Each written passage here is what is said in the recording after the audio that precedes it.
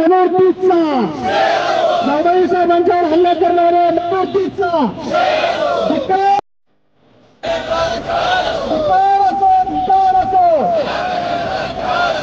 सनातनांचं करायचं काय?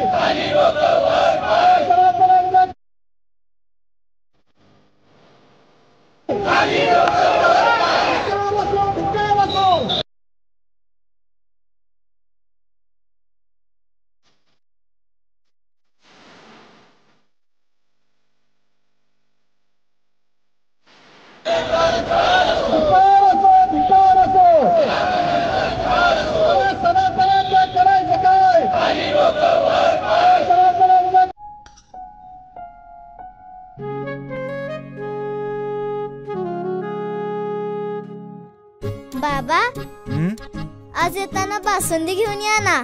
अगं कालच आपण आईचा वाढदिवस होता म्हणून आणली होती ना.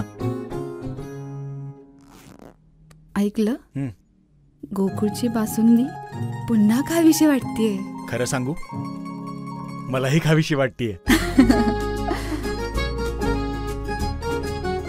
पुन्हा पुन्हा खावीशी वाटणारी गोकुळ बासुंदी.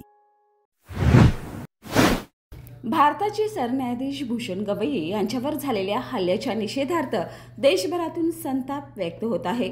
या पार्श्वभूमीवर कोल्हापूर जिल्हा ॲडव्होकेट बार असोसिएशनच्या वतीनं जिल्हा व सत्र न्यायालय परिसरात वकिलांनी जोरदार निदर्शने करून या हल्ल्याचा तीव्र निषेध व्यक्त केलाय.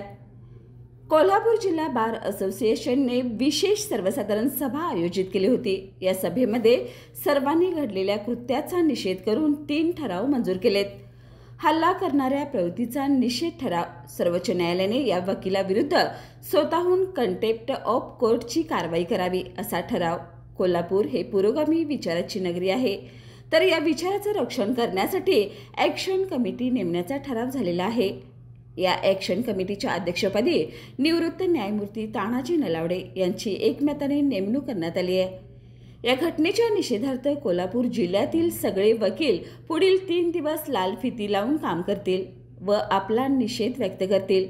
तसेच कोल्हापूर जिल्हा बार असोसिएशनच्या वतीनं राकेश किशोर या वकिलांवरती गुन्हा नोंद करत आहेत.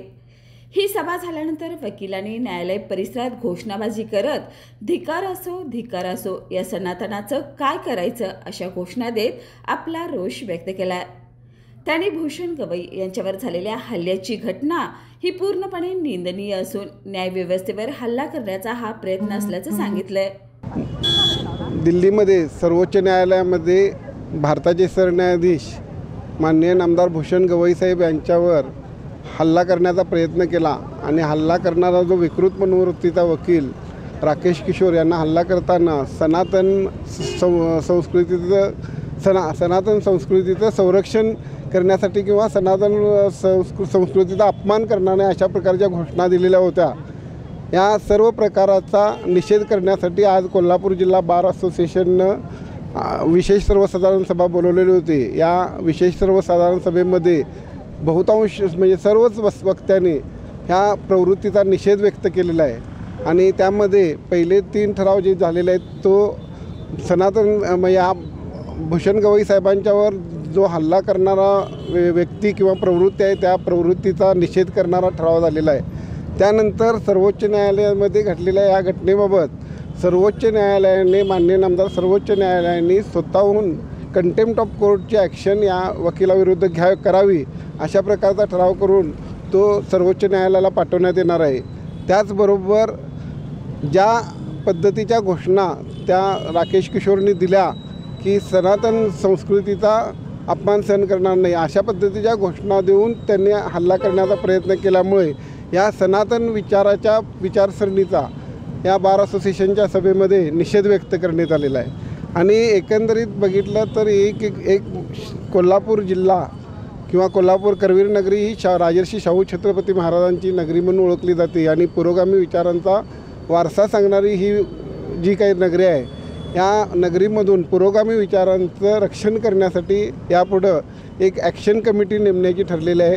त्या ॲक्शन कमिटीच्या प्रमुखपदी आम्ही निवृत्त न्यायमूर्ती माननीय तानाजी नलावडे साहेब यांची निवड केलेली, एकमतानं निवड केलेली आहे. त्याबरोबर ॲक्शन कमिटीमधील बाकी या सदस्यांची निवड देखील चालू आहे आणि निश्चितपणाने एक ठोस कार्यक्रम विचारात घेऊन कमिटीची मिटिंग झाल्यानंतर या पुरोगामी विचारांचं संरक्षण करण्यासाठी किंवा संविधानाचं संरक्षण करण्यासाठी आपल्या कोल्हापूर जिल्ह्यातून जी सुरुवात करायची आहे ती सुरुवात केली जाईल. निश्चितपणानं आजपर्यंत कोल्हापुरातून जे विचार मांडले गेलेत ते विचार यशस्वी झालेत आणि यापुढं देखील संविधानाच्या संरक्षणाची जबाबदारी स्वीकारून आपण यापुढचं कार्य करायचं असं बार असोसिएशननं ठरवलेलं आहे. पुढची गोष्ट म्हणजे आता जी काही हे झालेली कालची जी घटना घडलेली आहे त्या घटनेच्या निषेधार्थ येणाऱ्या त्या 3 दिवसामध्ये आपण उद्यापासून सगळे वकील कोल्हापूर जिल्ह्यातील लाल फिती लावून काम, निषेध म्हणून लाल फिती लावून काम करतील. नाही, लाल फिती लावून कार्य करतील. कारण आता कोटावर आपल्या काळ्या फिती लावता येत नाही, त्यासाठी लाल फिती लावून काम करतील आणि या घटनेचा निषेध व्यक्त करतील. आणि जी काही घटना घडली त्याबद्दल आपण बार असोसिएशनमार्फत संबंधित जो राकेश किशोर नावाचा वकील आहे त्याच्याविरुद्ध गुन्हा दाखल करत आहे. या निषेध आंदोलनात जिल्ह्यातील वकील मोठ्या संख्येने सहभागी झाले होते. सर्वांनी एकमुखाने या अमर्याद कृतीचा निषेध करत न्यायव्यवस्थेचा सन्मान राखण्याचं आवाहन केलंय.